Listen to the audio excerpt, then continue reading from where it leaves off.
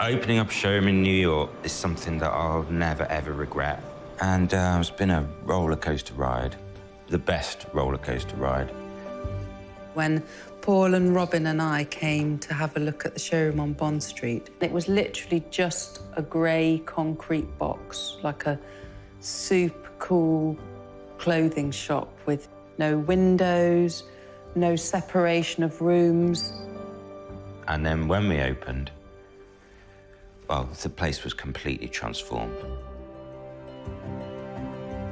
Helen's idea was to divide it into individual kitchen spaces that's about the size of your kitchen. I've done it at Coates Mill and in London, but this was kind of on another level. Slowly but surely, as we did each of these things, it started to not feel like a shop, and it started to feel like quite a grand residence. It's a little piece of England in the heart of New York.